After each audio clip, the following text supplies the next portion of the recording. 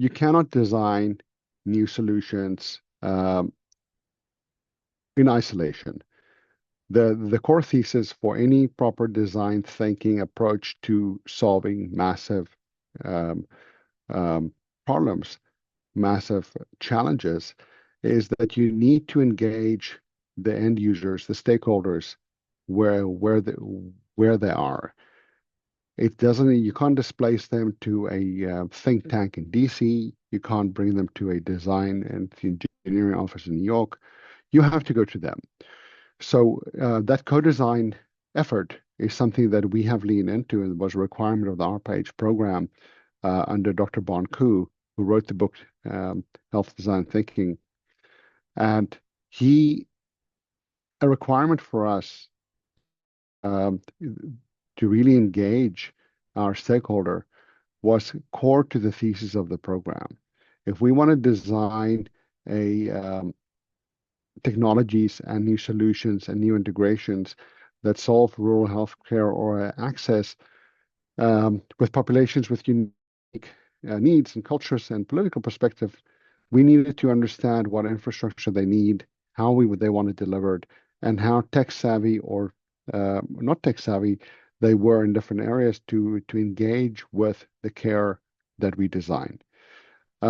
We are one of the tracks, the TA4 track, the technology area 4 in this program, is ruggedized CT scanners, lower cost, smaller, mobile, ruggedized CT scanners that can go inside a van or like mobile health solution that would allow us to provide oncology screening and effectively also oncology care on site in these rural communities.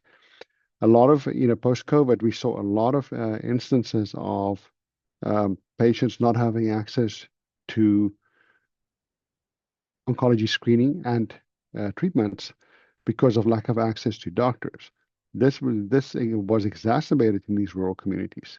So improving the technologies and the solutions with stakeholder input in a way that can scale across those communities and by extension also affect how we deliver care in urban and suburban environments, we can find a solution that is scalable and cost effective.